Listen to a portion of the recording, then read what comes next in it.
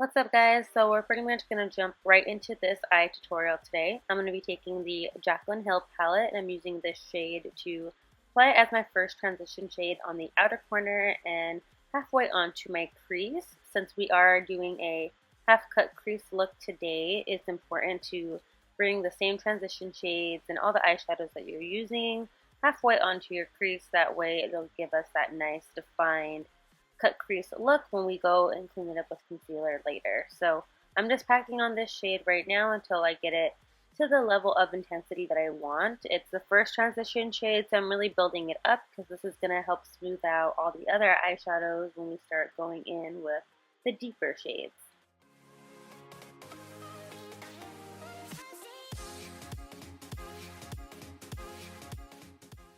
So after buffing it out with a clean blending brush, I'm taking this shade right here. I don't really remember the name of any of these eyeshadows, you guys. I did misplace the sheet that came with the palette when I ordered it that has all the shade names. So I hope just showing you guys the shade will help you guys and show you exactly what shade I'm using, obviously. So anyways, moving on.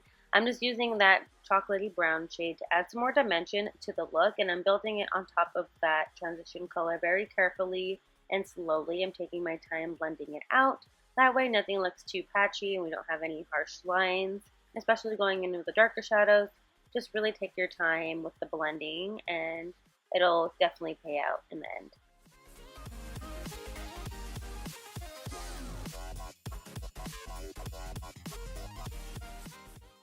So I did build up that color just a few times to really set our bases for this dark brown shade that we're going in with right now. This is going to be the last shade that I apply for today's cut crease. This is really going to help give us that defined cut crease look because this is where it's going to start from the deepest color, blending upwards towards the lightest to where we hit our brow bone. And that's what's going to give us a nice seamless blend. So it's okay if you do get some of the darker shadow on the lid because we will be going in with concealer anyways when we cut the crease. So just make sure that you blend out that color as much as you can as far as putting it on the crease. Now I'm taking this shade here to highlight the brow bone, and I've been highlighting just like the center of my brow bone. I don't bring it towards the inner corner too much or the outer part of my eyebrow. I just set it right on the center there. And I didn't have a makeup wipe nearby, so I'm just using some concealer to cut my eyeshadow and to give me a nice, I don't know why this gives me a nice blended look. Like every single time it just makes my eyeshadow look so much more blended. So this is why I always like to do my eyes before I do my foundation. So now as you can see, I'm taking the same concealer that I used and I'm using this to cut the crease, but we're only going halfway. So where you see I stopped right there in the center is as far as you need to take it. So half cut creases are really easy to achieve and they still give you that cut crease look without it being a full cut crease that can be, you know, a little tedious and a little hard to work with if you're a beginner. So this look should be super easy for you guys. So once you cut the crease, and I pretty much just went with the natural shape of my eye. And depending on your preference, you can bring the concealer and cut the crease a little bit higher than your natural eye shape, but I decided to just go with the natural eye shape today. So now I'm taking a little bit of the brown eyeshadow just to really give us that nice defined look. So I'm taking a really thin eyeshadow brush to do so. And now I'm taking this shade from the Kathleen Lights palette and I applied it on the center there as you could see, but I don't know why I didn't record it or I couldn't find it. It was so weird. So now I'm basically just applying a white eyeshadow to the first part of my lid there just to brighten that area. And then I did use that Kathleen Lights palette shade because it's the same color of the bronze glitter that I'm going to be using.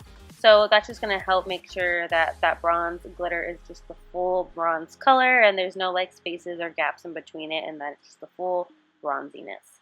And since we aren't doing a wing liner today, I'm using some black eyeshadow to help blend my false lashes into my lash line without them looking completely harsh. It's a nice little trick if you want to skip out on the wing liner.